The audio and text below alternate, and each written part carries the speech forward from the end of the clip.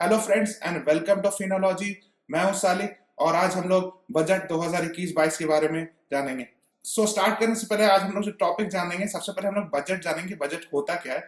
उसके बाद बजट 2021-22 की हाइलाइट्स जानेंगे।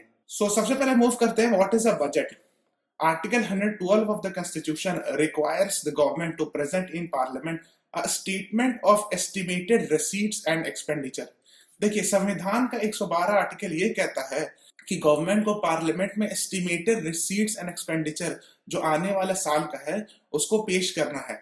एस्टिमेटेड रिसीट्स का मतलब होता है कि कितना पैसा सरकार को आएगा, और एस्टिमेटेड एक्सपेंडिचर का मतलब होता है कितना खर्चा होगा अगले फाइनेंशियल ईयर में, दैट इज 1 अप्रैल से 31 मार्च तक। हम लोग डिस्कस करेंगे डिटेल में। This is mentioned as annual financial statement in constitution. देखिए, कॉन्स्टिट्यूशन में इसको बजट नहीं कहा गया है, एनुअल फाइनेंशियल स्टेटमेंट कहा गया है। इसको हम लोग कॉमन टर्म्स में बजट कहते हैं, ठीक है। नाउ अब हम लोग बजट 2021-22 के बारे में जानेंगे, जो कि आज यानी 1 फरवरी 2021 को पेश किया गया। किसके द्वारा? फाइनेंस मिनिस्टर निर्मला सीतारमन के द्वारा, ठीक है। ये बजट जो है वो 2021-22 के लिए, यानी कि फाइनेंशियल ईयर जो कि 1 अप्रैल 2021 से शुरू होगा और 31 मार्च 2022 को खत्म होगा, इस फाइनेंशियल ईयर के लिए ये बजट पेश किया गया। यानी बजट जो होता है वो फ्यूचर यानी आने वाले जो फाइनेंशियल ईयर है उसमें कितना खर्चा होगा और कितना आमदनी होगी सरकार को, उसको पेश किया जाता है ना। सबसे पहले हम लोग पार्ट ए देखेंगे बजट का, जो कि 2021-22 में उसको 6 पिलर्स में बांटा गया। पहला है हेल्थ एंड वेलबींग, दूसरा है physical and financial capital and infrastructure, तीसरा है inclusive development for aspirational India, चौथा है री इन्वाइगोरेटिंग ह्यूमन कैपिटल, पांचवा है इनोवेशन एंड रिसर्च डेवलपमेंट, और छठा है minimum government and maximum governance. सबसे पहले स्टार्ट करते हैं हेल्थ एंड वेलबींग से रिलेटेड। गवर्नमेंट ने बजट में अनाउंस किया कि पीएम आत्मनिर्भर स्वास्थ्य भारत योजना which will be launched with an outlay of 64,180 crore over 6 years। यानी कि इस योजना के तहत 64,180 करोड़ रुपए अगले 6 साल में खर्चा किया जाएगा, जिससे प्राइमरी, सेकेंडरी और टर्शियरी हेल्थ केयर सिस्टम को बेनिफिट होगा। प्राइमरी हेल्थ केयर सिस्टम जो कि विलेज लेवल पर हेल्थ केयर होता है ना, उसको हम लोग प्राइमरी हेल्थ केयर सिस्टम कहते हैं। सेकेंडरी जो कि सिटीज के लेवल पर होता है, जो कि हॉस्पिटल, सिटी हॉस्पिटल आप समझ लें। और टर्शियरी हेल्थ केयर सिस्टम जो होता है, जो कि बहुत सुपर स्पेशलिटी हॉस्पिटल होता है, जैसे एम्स, ठीक है ना, बहुत हाई लेवल का जो हॉस्पिटल होता है उसको हम लोग टर्शरी हेल्थ केयर सिस्टम कहते हैं, ठीक है ना। इसी बजट में एक और बात ये रखी गई कि 35,000 करोड़ रुपया लगाया जाएगा कोविड-19 वैक्सीन के लिए बजट में 2021-22 में। Okay, now moving on, government will merge the two schemes, supplementary nutrition programme and Poshan Abhiyan, and instead will launch mission Poshan 2.0। देखिए, हुआ ये था कि कुछ साल पहले एक सरकार ने एक मिशन लॉन्च की थी, उसको हम कहते हैं पोषण अभियान। उसमें ये था कि to reduce stunting, under nutrition, anaemia and reduce low birth weight by 2%, 2%, 3% and 2% respectively. देखिए, स्टंटिंग का मतलब ये होता है कि low height with respect to age, यानी आपकी उम्र के हिसाब से आपकी हाइट कम है। अंडर न्यूट्रिशन तो आप जानते होंगे, एनीमिया जो कि आयरन की कमी से होता है, ठीक है। तो जो यंग चिल्ड्रन, वुमेन और एडोलेसेंट गर्ल्स के लिए ये स्कीम लाई गई थी कि स्टंटिंग, अंडर न्यूट्रिशन, एनीमिया और लो बर्थ वेट को 2%, 2%, 3%, 2%। इसका मतलब ये हुआ कि स्टंटिंग को 2%, अंडर न्यूट्रिशन को 2%, एनीमिया को 3% और लो बर्थ वेट को 2% कम करने का टारगेट रखा गया था। एक और बहुत पुरानी स्कीम है सप्लीमेंट्री न्यूट्रिशनल प्रोग्राम। उसमें ये होता था कि जो छोटे बच्चे हैं उनको सप्लीमेंट्री न्यूट्रिशन प्रोवाइड किया जाता था, जो पैदा हुए बच्चे या 6 महीना के बच्चे उनको। ये दोनों स्कीम को मर्ज करके मिशन पोषण 2.0 लॉन्च किया जा रहा है।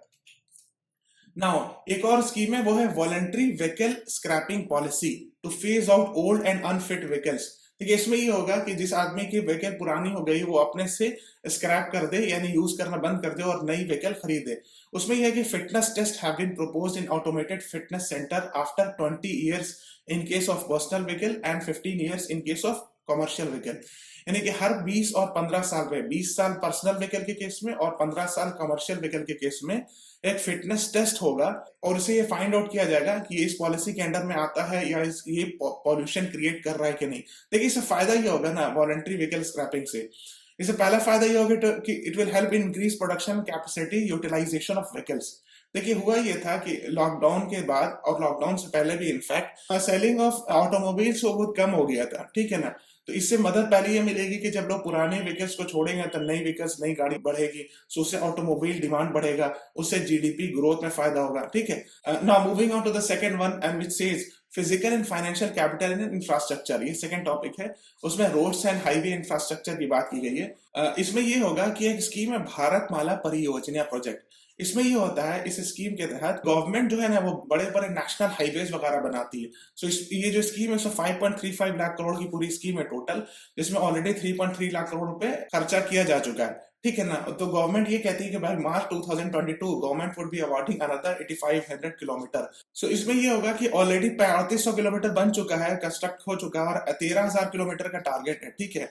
सो इसमें और गवर्नमेंट और 8500 किलोमीटर रोड बनाइए। ठीक है। Okay, now moving on to the railway infrastructure. Indian railway have prepared a national rail plan for India 2030।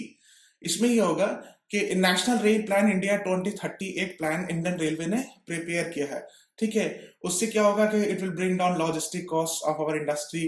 Logistic cost का मतलब होता है कि ट्रांसपोर्टेशन कॉस्ट। ये कहा यह जाता है ना कि इंडिया में लॉजिस्टिक कॉस्ट बहुत ज्यादा है। सो उसको कम कैसे किया जा सकता है? रोड, रेलवेज, ब्रिजेस, ये सब ज्यादा से ज्यादा बनाया जाए तो लॉजिस्टिक कॉस्ट कम हो जाएगा। और उसमें क्या बात कही गई है कि it is expected that western dedicated freight corridor and eastern dedicated freight corridor will be commissioned by June 2022। अच्छा, वेस्टर्न डेडिकेटेड फ्रेट कॉरिडोर और ईस्टर्न डेडिकेटेड फ्रेट कॉरिडोर क्या है, हम लोग यहाँ मैप से देखेंगे। देखिए, ये दो रूट है। फ्रेट कॉरिडोर का मतलब क्या हुआ? जिसमें मालगाड़ी चलेगी, नहीं गुड्स ट्रेन से जाएगी इसमें। ठीक है। इसका मतलब है कि दो रेलवे ट्रैक बिछाया जाएगा जो कि जिसपे सिर्फ मालगाड़ी चलेगी, गुड्स की ट्रेन चलेगी, उसमें पैसेंजर ट्रेन नहीं चलेगी। और जो ईस्टर्न डेडिकेटेड फ्रेट कॉरिडोर है वो दानकुनी से लेकर के यहाँ लुधियाना एक जगह है। Eastern dedicated freight corridor it starts at Sahnewal Ludhiana in Punjab and ends in Dankuni west Bengal. आप देख सकते हैं यहाँ पर लुधियाना से, यहाँ पे देख सकते हैं लुधियाना साहनेवाल से लेके दानकुनी वेस्ट बंगाल तक। सिमिलरली एक वेस्टर्न डेडिकेटेड फ्रेट कॉरिडोर है। The other arm is around 1500 kilometer western dedicated freight corridor from Dadri in Uttar Pradesh to Jawaharlal Nehru Port in Mumbai। यहाँ देख सकते हैं JNPT पोर्ट है ना, मुंबई का एक पोर्ट है, जवाहरलाल नेहरू पोर्ट से लेके दादरी तक कनेक्ट करेगा। सो ये दोनों जो है दो पटरियां बिछाई जाएंगी जिसमें सिर्फ गुड्स ट्रेन चलेगी। ठीक है ना। इसको हम लोग eastern and western dedicated freight corridor के नाम से जानते हैं। सो ये अनाउंस किया गया है कि जून 2022 में ये कंप्लीट हो जाएगा। अब हम अर्बन इंफ्रास्ट्रक्चर की तरफ मूव करते हैं। A new scheme will be launched at a cost of 18,000 crore to support augmentation of public bus transport service। इसका मतलब ये हुआ कि सरकारी बसें जो चलती हैं उसके लिए 18,000 करोड़ रुपए और खर्चा किया जाएगा। ठीक है। Two new technologies metro light and metro new will be deployed to provide metro rail system at much lesser cost with same experience, convenience and safety in tier 2 and tier 1 cities। देखिए, metro light और metro new एक नई technology है। अब ये कह सकते हैं कि ये बस और मेट्रो के बीच का चीज है। ठीक है। देखिए, इसको हम लोग मेट्रो न्यू कहते हैं। देखिए, इसमें खास बात ये है कि देखिए इसमें टायर है। ठीक है, एक बात। दूसरी बात, लेकिन इसके ट्रेन इसलिए है कि देखिए इसमें 2-3 बॉगी है। तीसरी चीज ये कि ये जो है ना वो इलेक्ट्रिसिटी से चलेगा। देखिए ऊपर वायरिंग भी किया।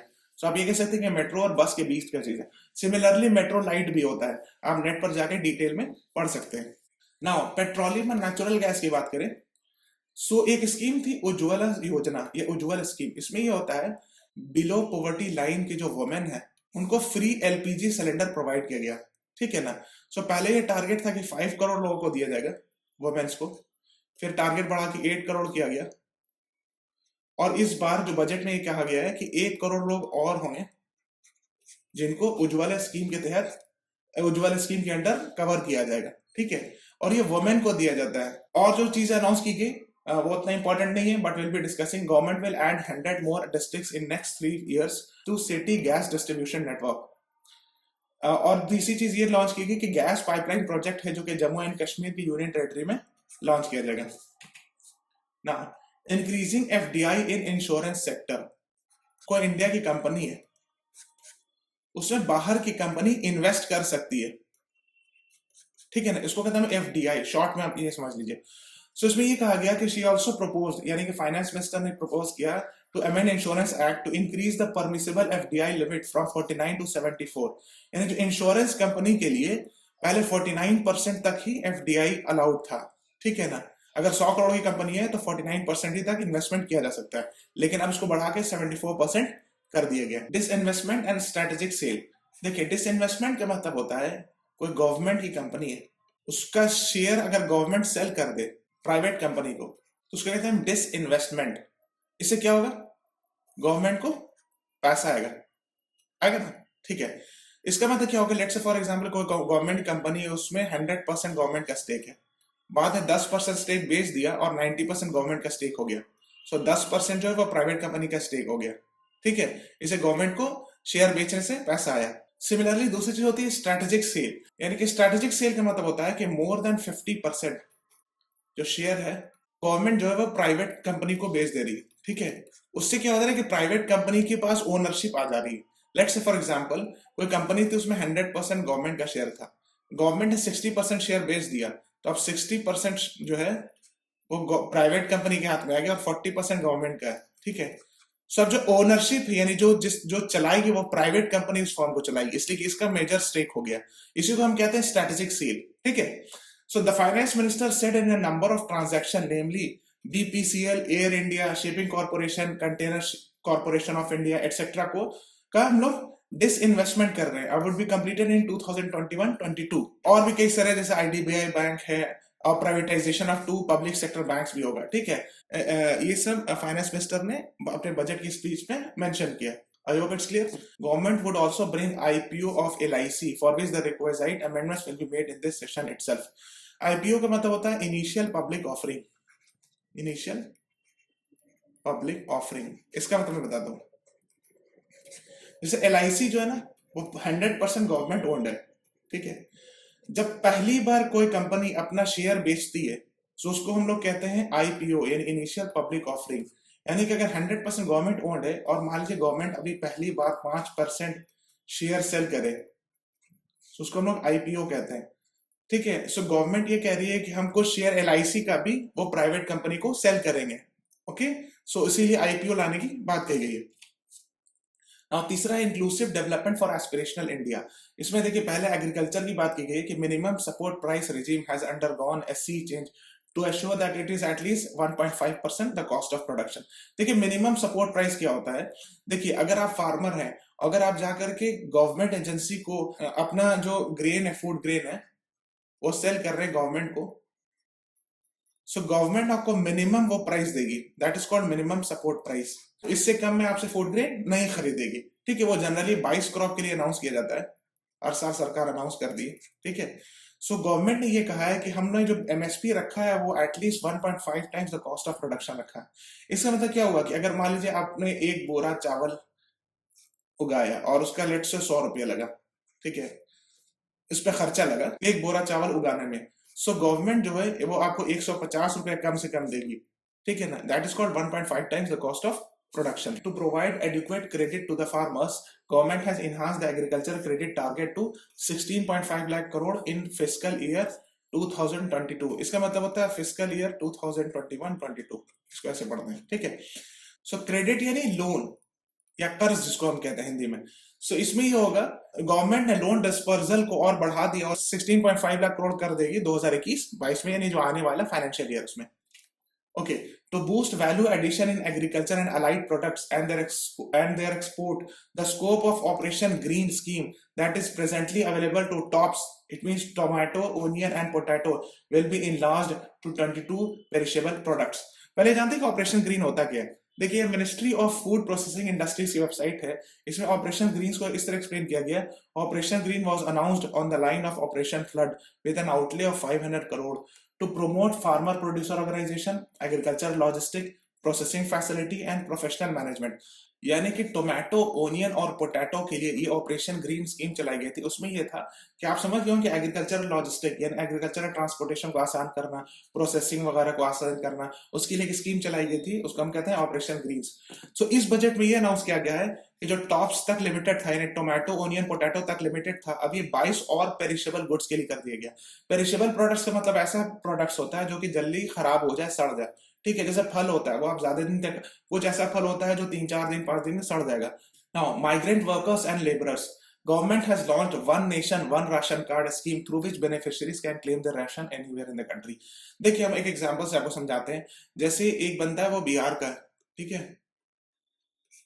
और वो महाराष्ट्र में जॉब कर रहा है और ये गरीब है, ठीक है, उसको राशन कार्ड की मदद से वो पीडीएस यानी पब्लिक डिस्ट्रीब्यूशन सिस्टम से सस्ते में उसको चावल दाल मिल जाता है। लेकिन अगर वो बिहार में रहेगा तो भी तो उसको मिलेगा, इसलिए कि राशन कार्ड उसका बिहार का बना हुआ है। और अगर वो महाराष्ट्र में नौकरी कर रहा है तो वो कैसे मिलेगा? ठीक है। सो उसके लिए एक स्कीम लाएगी, one nation one ration card scheme. पूरे इंडिया किसी भी कोने में हो, आपको एक सर्टेन लेवल तक फूड ग्रेन पीडीएस से मिल जाएगा। ठीक है ना? यानी उसी स्टेट का राशन कार्ड होने की आवश्यकता नहीं है। वो इसलिए लाया गया था ताकि माइग्रेंट वर्कर्स को हेल्प मिले। ठीक है। सो उसी का जिक्र किया गया है इसमें। वो कहा यह गया है कि this plan is under implementation in 32 states and union territories. ठीक है। यानी 32 स्टेट और यूनियन टेरिटरी मिलाकर के 32 जगह ये इम्प्लीमेंट किया गया है। ठीक है। और ये कहा गया कि the remaining 4 states and unities will be integrated in the next few months. इसका मतलब ये हो कि अगले जो 4 स्टेट और यूनियन टेरिटरी बचे हैं उसको भी इंक्लूड कर लिया जाएगा। याद रखिए इंडिया में 28 स्टेट है और 8 यूनियन टेरिटरी है। सो टोटल मिला के 36 होते हैं। ठीक है। Government proposes to conclude a process that began 20 years ago। क्या? Implementation of 4 labour codes. ठीक है। ये काफी दिन से न्यूज में था। एक्चुअली था क्या कि कई सारे लेबर लॉज थे जो कि मोर देन 40 लेबर लॉज थे इंडिया में। सो उसको मर्ज करके 4 लेबर कोड बनाया गया। ठीक है ना? उसका डिटेल आपको फिनोलॉजी की वीडियो में यूट्यूब पर अवेलेबल है। For the first time globally social security benefits will be extended to gig and platform workers. Social security benefits जैसे पीएफ अगर आप जानते होंगे, प्रोविडेंट फंड, और भी कई सारे सोशल सिक्योरिटी बेनिफिट है जो कि फॉर्मल वर्कर्स को मिलता है। ठीक है। सो ये क्या कहा गया कि गिग एंड प्लेटफॉर्म वर्कर्स को ही मिलेगा। इसका मतलब है कि जो कॉन्ट्रैक्चुअल वर्कर वगैरह है उनको भी ये सब बेनिफिट मिलेगा। कब? जब ये 4 लेबर कोड्स लागू हो जाएगा। Now, moving on, reinvigorating human capital. The finance minister said that national education policy announced recently has had good reception. इसका मतलब है कि national education policy जो last year announce किया गया उसको कई लोगों ने सराहा है। और फाइनेंस मिनिस्टर ने ये कहा कि more than 15,000 schools will be qualitatively strengthened to include all the components of national education policy. यानी national education policy को implement करने के लिए 15,000 से ज्यादा स्कूल को क्वालिटेटिवली स्ट्रेंथन किया जाएगा और 100 नए सैनिक स्कूल खोले जाएंगे एनजीओ और प्राइवेट स्कूल की मदद से। ना एक और जो इंपॉर्टेंट चीज है वो ये कहा गया है कि लद्दाख यूनियन टेरिटरी में लेह एक सिटी है, उसमें एक सेंट्रल यूनिवर्सिटी खोली जाएगी। ठीक है ना? ये बहुत इंपॉर्टेंट है। देखिए इंडिया का मैप है, ये लद्दाख यूनियन टेरिटरी है। ठीक है। यहाँ पर एक सिटी है लेह। ठीक है। सो यहाँ एक सेंट्रल यूनिवर्सिटी खोली जाएगी, ये भी बजट में अनाउंस किया गया। Now, scheduled caste और scheduled tribe के वेलफेयर के लिए क्या किया गया? Government has set a target of establishing 750 Eklavya model residential school. जैसे सरकारी स्कूल होता है ना, केंद्रीय विद्यालय का आप नाम सुने होंगे, ये शहरों में होता है। सिमिलरली जो शेड्यूल्ड ट्राइब के लिए या ट्राइबल एरियाज में, ठीक है ना, एकलव्य मॉडल स्कूल होता है। ठीक है। सो उसमें ये कहा गया कि to increase the unit cost of each school from 20 crore to 38 crore. यानी कि जो एक स्कूल बनाने में 20 करोड़ का खर्चा लगता था उसको और खर्चा दिया जाएगा, यानी 38 करोड़ रुपया एक स्कूल पर खर्च किया जाएगा। इसका मतलब और सारी फैसिलिटी बढ़ाई जाएगी। और हिली और डिफिकल्ट एरियाज में 48 करोड़ तक खर्चा किया जाएगा हर एक स्कूल पर। Now innovation and research and development, इसमें यह कि government undertake a new initiative national language translation mission. देखिए इसके अंतर्गत ये होगा, this will enable the wealth of governance and related and policy related knowledge on the internet being made available in major Indian languages.